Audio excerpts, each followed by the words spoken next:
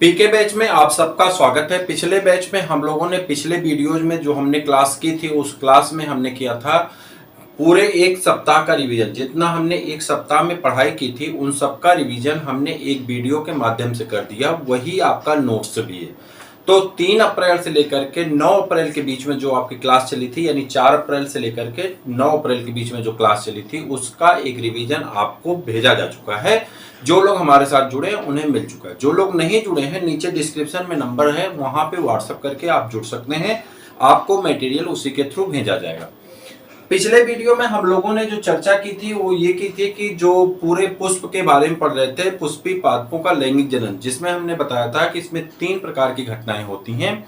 एक होती निषेचन पूर्व घटना, एक होती है निषेचन और तीसरी घटना होती है निषेचन पश्चात घटना। निषेचन पूर्व घटना को 2 भागों में बांटा गया था, युग्मक निर्माण और युग्मक स्थानांतरण। युग्मक निर्माण की जो प्रक्रिया थी उसमें एक हिस्सा था नर जनन भाग का निर्माण होना, यानी माइक्रोस्पोरोजेंसिस जिसे कहा जाता था। हिंदी में अगर कहें तो पुंकेसर का डेवलपमेंट और परागकण का विकास। और उसके बाद हम लोगों ने दूसरी टॉपिक, उसी की दूसरी टॉपिक पढ़नी, यानी पहले ही टॉपिक का दूसरा हिस्सा पढ़ना है, जिसका नाम है स्त्री केसर, गुरु बीजाणुधानी तथा भ्रूण कोष। स्त्री केसर, इसी को कहते हैं गुरु बीजाणुधानी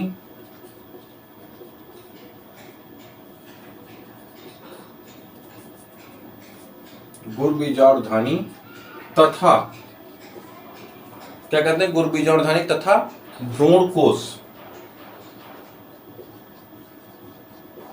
भ्रूण कोष, ठीक है। यानी यहाँ पे आज हम लोगों को पढ़ना है मादा जनन भाग को। इसका जो पहला हिस्सा शुरू होता है वो यहां से कुछ शुरू होता है, जायांग से। तो इसके अंतर्गत आप हेडिंग डालेंगे जायांग।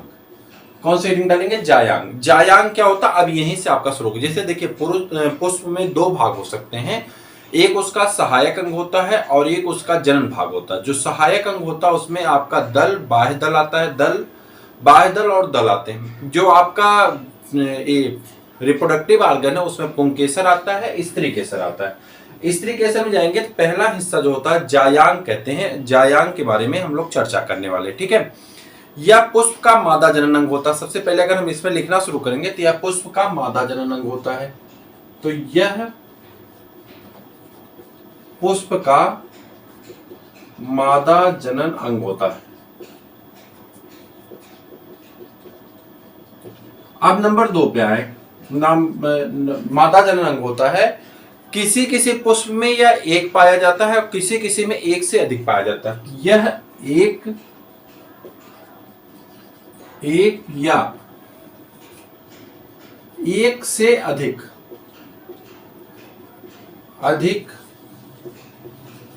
पाया जाता है। कौन? जायांग जो है एक या एक से अधिक अंडकों से मिलकर के बना होता है या बना होता है। एक या एक से अधिक अंडकों का बना होता है। अंडकों का बना होता है। यहां तक किसी को डाउट नहीं होना चाहिए। कह रहा है कि स्त्री केसर जो है, ये मेन हेडिंग है हमारी, स्त्री केसर, गुरु बीजाणुधानी तथा भ्रूण कोष। इसमें हम लोग पढ़ रहे हैं, पहला हिस्सा हमारा जायांग का है। जायांग को हम लोग मादा जनन अंग कहते हैं और यह मादा जनन अंग का क्या होता है, एक या एक से अधिक अंडकों से मिलकर के बना होता है। अंडकों को इंग्लिश में क्या कहते हैं? कार्पेल कहते हैं। क्या कहते हैं? कार्पेल कहते हैं, ठीक है। क्या कहा जाता है? कार्पेल कहा जाता है, ठीक है। यहां तक। अब अगर अंडा, देखिए अंडा जो होगा उस अंडा का जो फूला, यानी अंडक का जो फूला हुआ भाग होगा, अंडक जो होगा, ये 2 तरह को, पहले इसे ध्यान समझिए। अगर एक है तब तो कोई बात नहीं है। अगर ये एक से ज्यादा है, यानी अंडकों की संख्या 1 है। अगर अंडक कितने हैं? अगर अंडक 1 है, अंडक कितने हैं? 1 है, तो उसे क्या कहते हैं? एकांडपी। एकांडपी क्या कहते हैं? एकांडपी कहते हैं। अगर 1 से ज्यादा है, 1 से ज्यादा है, तो उसे कहते हैं बहुअंडपी। और आप जानते हैं कि अगर बहुअंडपी कोई चीज अधिक हो तो वो 2 तरह से रह सकती है, या तो स्वतंत्र रह सकती है या तो संलयित रह सकती है। तो तो जो बहुअंडपी है इसकी दो हिस्सा हो सकता है, या तो ये एकाकी हो, एकाकी मतलब अकेला हो, स्वतंत्र हो, या तो स्वतंत्र हो, ठीक है, या तो ये क्या हो, या जो है ये दूसरे हिस्से में क्या हो सकता है, संलयित हो सकता है, संगलित हो सकता है, समूहों में रह सकता है, एकाकित हो सकता है। तो आप इसे लिख दीजिए संगलित हो सकता है, या तो संगलित हो सकता है, एकुमुलेट रहे, या तो आपस में जुड़े हों, या तो एक अकेला हो। अगर अकेला होगा, ठीक है, आपस में अगर जुड़े होंगे तब तो उसे युक्तांडपी कहते हैं। अगर जुड़े हैं तो क्या कहते हैं, युक्तांडपी। मतलब युक्त मतलब जुड़ा होना, और युक्तांडपी मतलब एक में जुड़ा। अगर एक में नहीं जुड़े हैं तो क्या कहेंगे, व्युक्तांडपी। यहां तक समझ में आया? ये आपकी एनसीईआरटी मिल जाएगा सब। हमने कहा कि हमारा अंडाशय जो है, ये अंडाशय जो है पादप का जो पुष्प हमने लिया है, इस अंडाशय में या कार्पेल में दो भाग होते हैं। या तो ये अकेला होता है, अगर अकेला होता है तो उसे एकांडपी कहते हैं। अगर एक से ज्यादा होता है तो उसे बहुअंडपी कहते हैं। बहुअंडपी होने का मतलब, जहां बहुत लोग हैं, होने का मतलब दो हो सकता है, या तो सभी लोग स्वतंत्र जीवन जीते हों, या तो दूसरी सिचुएशन क्या हो सकती है, सब एक दूसरे में संगलित हों, यानी आपस में जुड़े हों, एकुमुलेट हों। यहां तक कोई दिक्कत नहीं। अब आगे बढ़िए, कह रहा है कि जो अंडक है, अंडक का, ध्यान से देखिएगा, अंडक का निचला, जो अंडक का निचला फूला भाग, अंडक का जो निचला एकदम फूला भाग होता है, अगर अंडक के निचले फूले भाग की बात करें, निचला फूला भाग जो होता है, फूला भाग, उसे क्या कहते हैं, अंडाशय कहते हैं। उसे क्या कहते हैं, अंडाशय कहते हैं। और जो इस अंडाशय को जोड़ता है, निचला फूला भाग अंडाशय कहलाता है, और उसके ऊपर एक पतली नली होती है। पतली नली जो होती है अंडक की, अंडाशय के ऊपर, अंडाशय के ऊपर पतली नली जो होती है, उसे क्या कहते हैं, उसे कहते हैं वर्तिकाग्र। वर्तिका क्या कहते हैं, वर्तिका। अंडाशय को कहते हैं ओवरी, और वर्तिका कहते हैं स्टाइल। अब इतना ही अभी खत्म नहीं हुआ, अभी एक हिस्सा और होता है जिसका मतलब होता है, यह सबसे ऊपर घुंडी जैसी संरचना होती है, यानी अंडाशय वर्तिका के ऊपर, वर्तिका के ऊपर घुंडी, घुंडी जैसी संरचना, घुंडी जैसी संरचना जो होती है, जैसी संरचना को हम लोग क्या कहते हैं, उसे कहते हैं, जल्दी बता दीजिए, घुंडी जैसी संरचना को वर्तिकाग्र कहा जाता है। क्या कहते हैं, वर्तिकाग्र कहते हैं, या इसी को स्टिग्मा कहते हैं। क्या कहते हैं, स्टिग्मा। यहां तक समझ में आया? हमने कहा कि मादा जनन भाग का जो हिस्सा होता है, उस मादा जनन भाग के हिस्से को हम लोग एक भाग में पहले तो जायांग कहते हैं। जायांग कई अंडकों से या तो अकेला होता है, या तो कई अंडकों से मिलकर बना होता है। यदि ये अकेला होता तो उसे हम एकांडपी कहते हैं। अगर यह एक से ज्यादा होता तो उसे हम बहुअंडपी कहते हैं। यहां तक तो कोई दिक्कत नहीं। फिर हमने कहा कि जो बहुअंडपी होगा, जहां अधिकता होगी किसी चीज की, वहां पे एक समस्या आती है। एक सेकंड के लिए टाइम देंगे। वहां पे एक समस्या आती है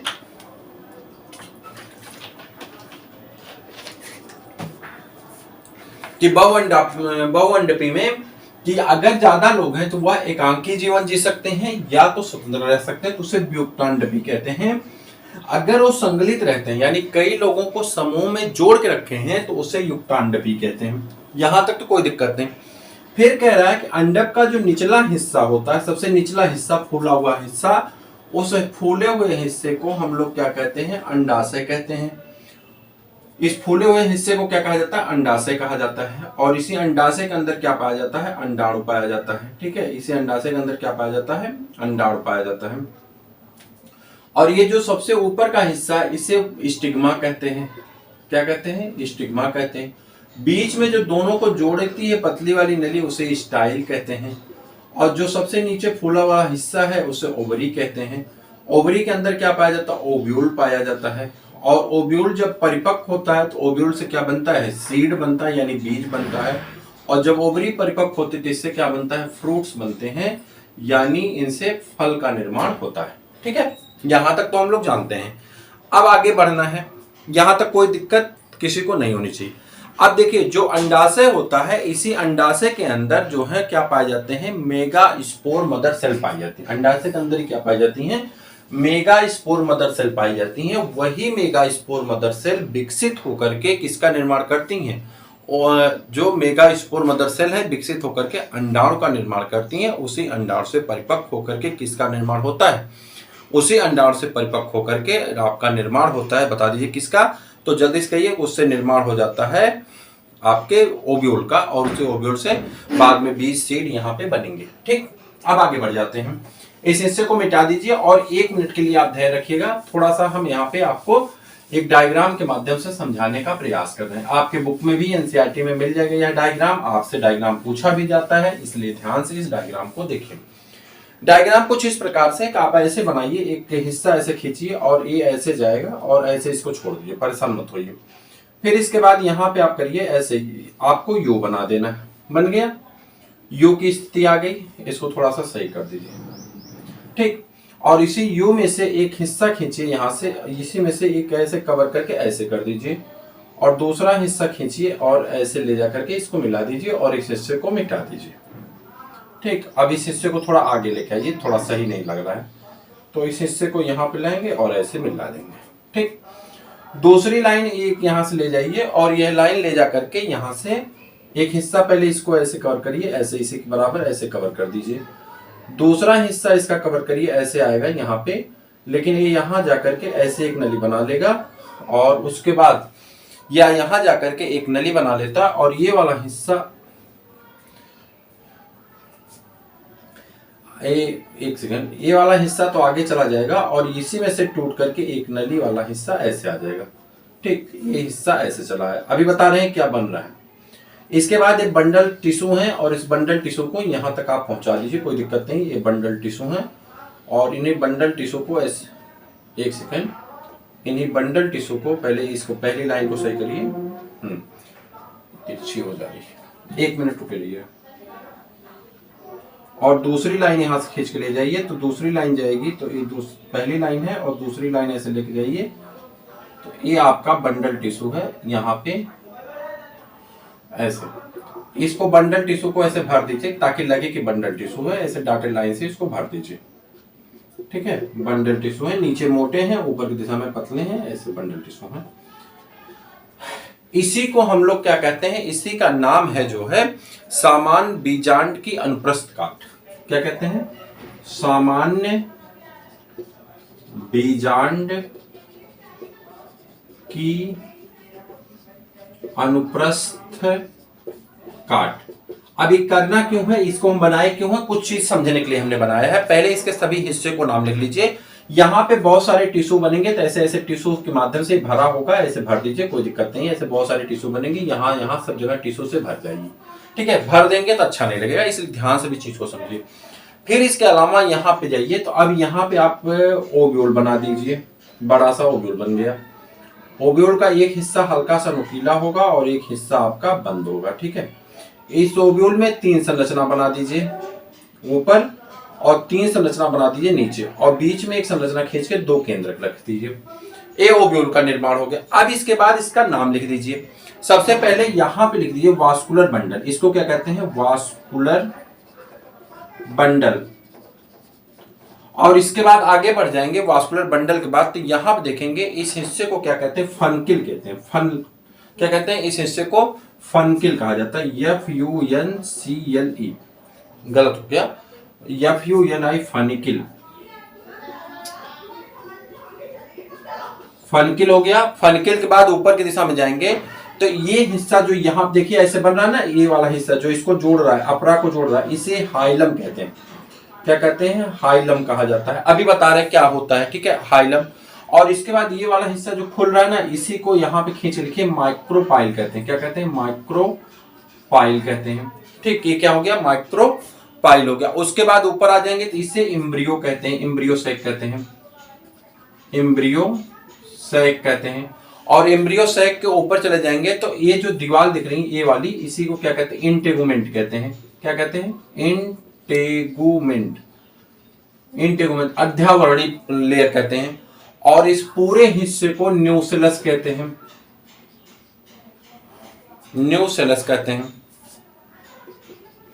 और न्यूसेलस कहते हैं। और इस रीजन को, ये जो ऊपर चौड़ा वाला रीजन होता है, इसे चलाजा कहते हैं, चलाजा रीजन कहते हैं या कैलाजा रीजन कहा जाता है। अब इसके बारे में एक एक कर समझते हैं।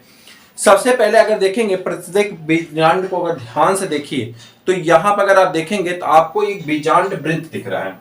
इसको हिंदी में क्या कहते हैं? बीजांड वृत्त, यानी ये बीजांड को जोड़े रखने वाली एक संरचना है। फिर सुनिएगा, ये जो हिस्सा है ये बीजांड वृत्त कहलाता है, और बीजांड वृत्त का काम है कि बीजांड को जोड़े रखने वाली एक संरचना होती है। ठीक है, कौन? फनकिल। बीजांड वृत्त जो होते हैं, ध्यान से सुनिए एक एक शब्द, बीजांड वृत्त जो होते हैं, बीजांड वृत्त वास्कुलर टिश्यू से भरे होते हैं। और वास्कुलर टिश्यू आपको क्लास 11 में बताया गया, इसके अंतर्गत जाइलम और फ्लोएम आते हैं। यानी जाइलम और फ्लोएम की कोशिकाओं के बीजांड वृत्त से जो है बीजांड वृत्त भरा होता है। बीजांड वृत्त को, अब देखिए बीजांड वृत्त को किससे जोड़ना है? माइक्रोपाइल रीजन के इससे जोड़ते हैं। तो यहाँ पे एक हिस्सा बन रहा है, ये वाला हिस्सा, जो इसी को हाइलम लिख रहे हैं, लेकिन ये जोड़ किसको रहा है? बीजांड वृत्त है, और इस तरफ जो है अपरा है। बीजांड वृत्त है और इस तरफ का जो हिस्सा है ओव्यूल का हिस्सा है, या कहते हैं इंटेगुमेंट का हिस्सा है। तो इंटेगुमेंट को और हाइलम, इंटेगुमेंट को बीजांड वृत्त को जोड़ने का काम कौन कर रहा है? हाइलम कर रहा है। तो बीजांड वृत्त और इंटेगुमेंट को जोड़ने का काम कौन करता है? नाभिका करता है। हाइलम को हिंदी में कहते हैं नाभिका, नाभिका कहते हैं। ठीक है, बीजांड वृत्त और इसको जोड़ने का काम कौन करता है? नाभिका करता है। कह रहा है बीजांड वृत्त का वह स्थान जहां बीजांड वृत्त से जुड़ा होता है उसे नाभिका कहलाता है। बीजांड वृत्त के अधिकांश भाग मृदुतक से भरे होते हैं। किससे भरे होते हैं? ये जो पूरा भरा होता है ये भरे होते हैं पैरेनकाइमेटस टिश्यू से। किससे? पैरेनकाइमेटस टिश्यू से भरे होते हैं, जिसे हम लोग क्या कहते हैं? मृद ऊतक कहते हैं। मृद ऊतक से बना होता है, मृद ऊतक से बने होते हैं। ठीक है, किससे बने होते हैं? मृद ऊतक से बने होते हैं, पूरा जो मृद ऊतक से बना होता है। ठीक है, इसके अलावा मृद ऊतक से बने होते हैं। बीजांड के अंदर अधिकांश मृद ऊतक से भरा होता है। इसके बाद कह देंगे कि ये जो बीजांड काय है इससे जोड़ने का काम, जो पूरा हिस्सा होता है बीजांड काय में जो मृद ऊतक भरे हैं, इसी को हम लोग क्या कहते हैं? न्यूसेलस कहते हैं। और न्यूसेलस को हिंदी में भी क्या कहते हैं? बीजांड काय कहा जाता है। क्या कहते हैं? बीजांड काय कहते हैं, बीजांड काय। ठीक, न्यूसेलस को क्या कहते हैं? बीजांड काय, यानी बीजांड की संरचना। काया मतलब क्या होती है? शरीर, बीजांड की संरचना। ठीक, इसके बाद जो मोटा फूला हुआ हिस्सा होता है उसे चैलाजा कहते हैं। और चैलाजा के जस्ट अपोजिट कौन सा हिस्सा पाया जाता है? माइक्रोपाइल हिस्सा पाया जाता है। चैलाजा के जस्ट अपोजिट क्या पाया जाता है? माइक्रोपाइल। इंटेगुमेंट को क्या कहते हैं? अध्यावरणी, अध्यावरणी परत कहते हैं, अध्यावरणी परत कहते हैं। इंटेगुमेंट को अध्यावरणी परत कहा जाता है। ठीक है, अब इसके अलावा देखिए कि जो माइक्रोपाइल हिस्सा होता है इसमें क्या होता है? ध्यान से देखिए, इंटेगुमेंट की लेयर नीचे तक तो आती है, पूरे बीजांड को ढकती भी है। इंटेगुमेंट के लेयर नीचे तक आती है, पूरे बीजांड को ढक लेती हैं, और ऊपर पूरा ऊतक भरा हुआ है, मृद ऊतक उसको पूरा ढक लिया। एक पूरा बीजांड है और ये जुड़ा हुआ है, लेकिन इसको पूरा मृदूतक भरा हुआ है। मृदूतक के बाद इंटेगुमेंट की लेयर उसको पूरा चारों तरफ से भर लिए।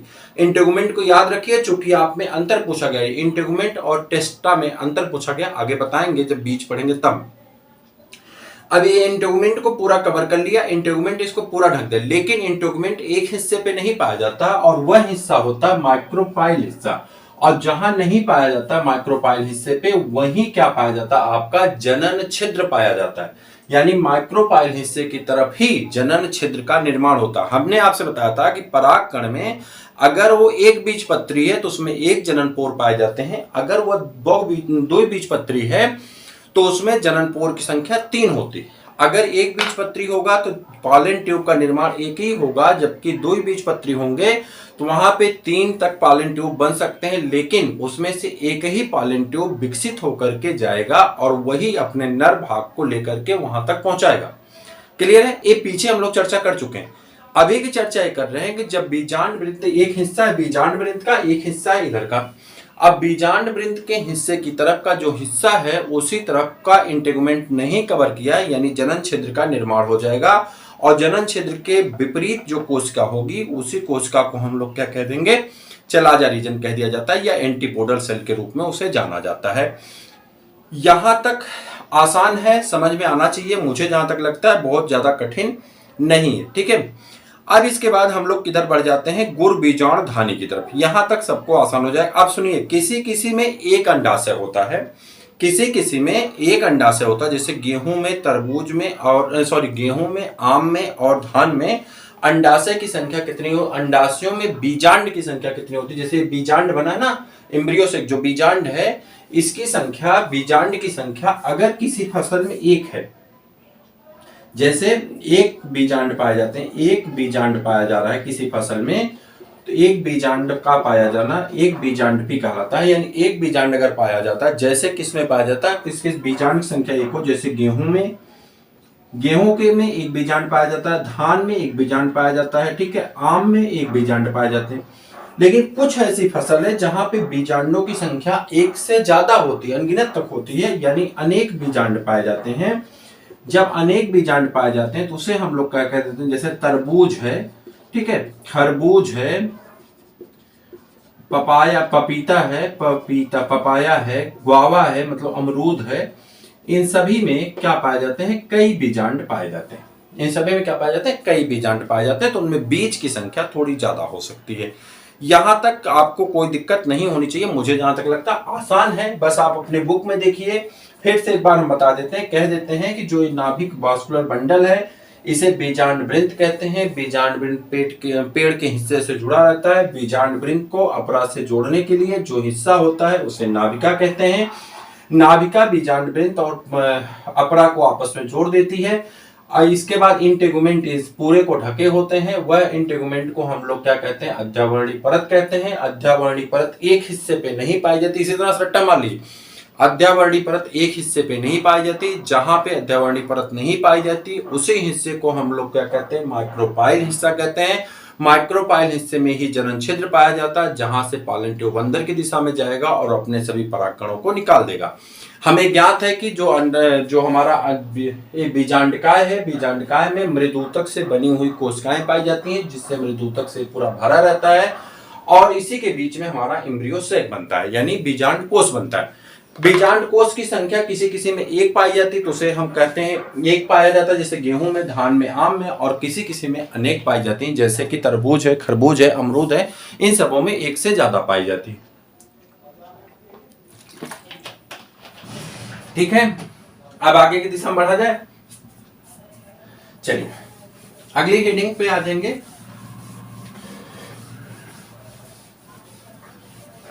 दूसरी हेडिंग जो हमारी दी गई है हमारे कोर्स में, हमारे टॉपिक में, उस हेडिंग का नाम देखिए क्या है।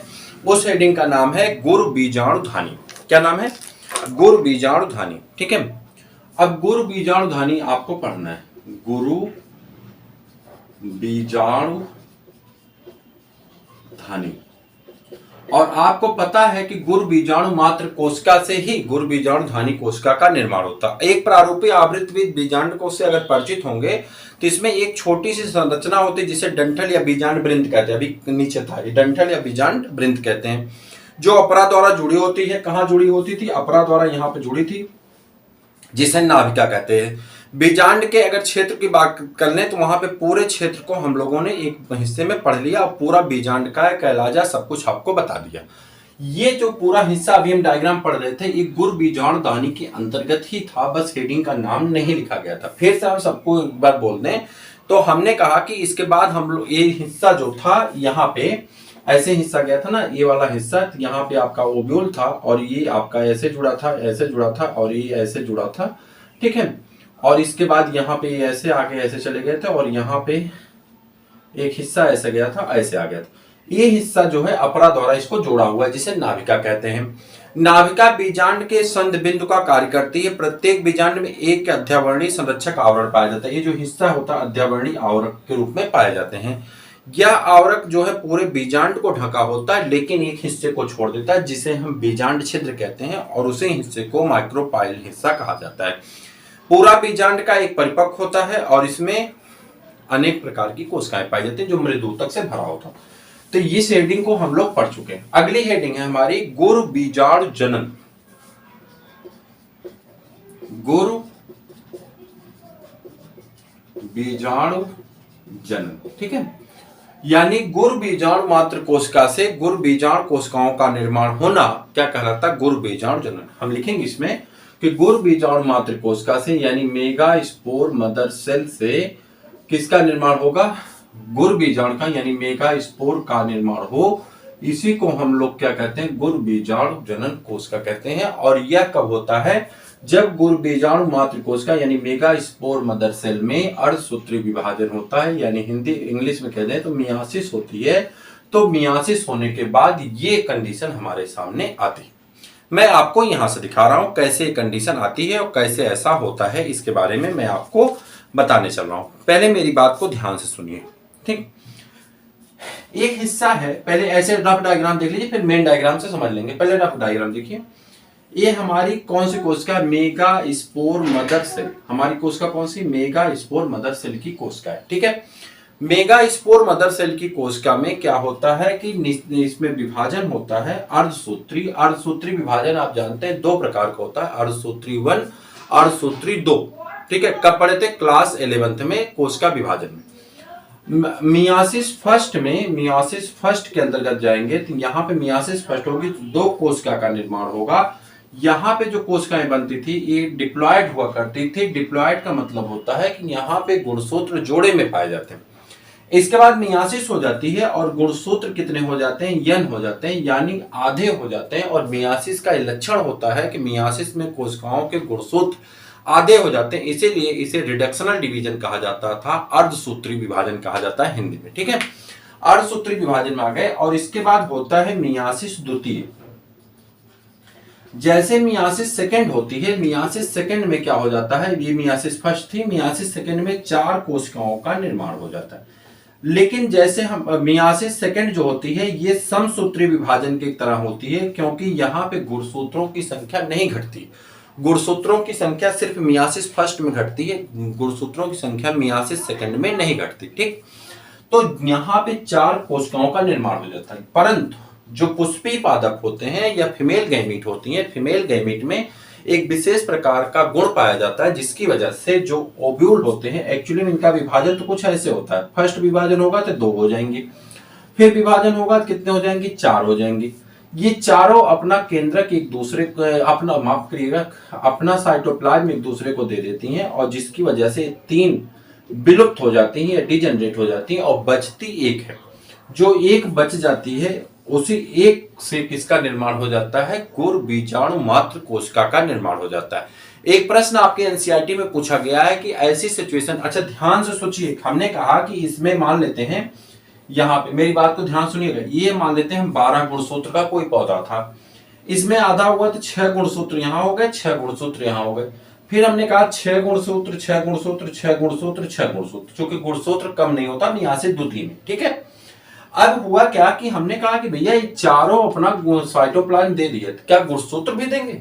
नहीं देंगे। इसीलिए ये जो कोशिका होगी इसमें गुणसूत्र की संख्या कितनी रह जाएगी? 6 ही रह जाएगी। कितनी रह जाएगी? 6 ही रह जाएगी। और एक तरफ इसके गुणसूत्र की संख्या 6 है और दूसरी तरफ इसका जो परागकण आ रहा है उसमें भी गुणसूत्र की संख्या 6 होगी, क्योंकि एक प्रकार की प्रजाति में गुणसूत्रों की संख्या समान होती। जैसे मनुष्य में नर हो या मादा हो गुणसूत्रों की संख्या समान होती, उसी प्रकार से एक प्रकार के पौधों में, एक जात के पौधों में गुणसूत्रों की संख्या समान होगी। चूंकि समान होती है यही कारण होता है, चूंकि समान होती है यही कारण होता है कि नर और मादा गैमीट जब पास पास आएंगे तो एक दूसरे को आइडेंटिफाई कर लेते हैं और यहाँ पे हो जाता है संयुग्मन। संयुग्मन या ये कहते हैं सिनगैमी, सिनगैमिक या फर्टिलाइजेशन कह लीजिए। और दोनों जब पास पास आएंगे तो गुणसूत्र कितना हो जाते हैं? 12। और इसी को हम लोग जाइगोट कहते हैं, युग्मनज कहते हैं। यही विकसित होकर के नए पौधे, नए जीव का निर्माण कर देता है। हालांकि बाद में यहां तक समझ में आया? यहां तक आपको अगर ये हिस्सा समझ में आ गया हो तो हम आगे बढ़ जाए। आगे बढ़िए तो एक डायग्राम बनाइए। डायग्राम ऐसे कुछ बनेगा, ऐसे एक कोशिका बना लीजिए, ठीक है। इसमें आप अपना जनन कोशिकाओं को भर दीजिएगा। ऐसे बहुत सारी जनरल कोशिकाएं आप इसमें भर दीजिए। मृदु ऊतक की कोशिकाएं, किसी कोशिकाएं हैं मृदु ऊतक की, ऐसे कोशिकाओं से ये भरा हुआ है। चूंकि पादप का हिस्सा है, अब शरीर का कोई भी हिस्सा होगा तो खाली नहीं रहेगा, ठीक है। इसमें एक विशेष प्रकार की कोशिका है और जिसका नाम है, इस कोशिका का नाम है, ये कोशिका है। और इसी कोशिका का नाम है प्राइमरी आर्कीस्पोरियल सेल। क्या नाम है? प्राइमरी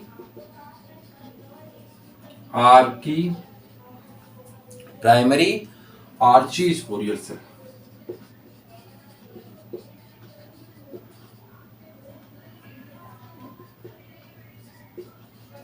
प्राइमरी आर्चीस्पोरियल सेल में क्या होता है? विभाजन होता है, और विभाजन होने से दूसरी संरचना बनेगी। ये संरचना ए है, दूसरी संरचना बनी, इसी के अंदर विभाजन हो रहा है। सब ये टिश्यू भर दीजिएगा।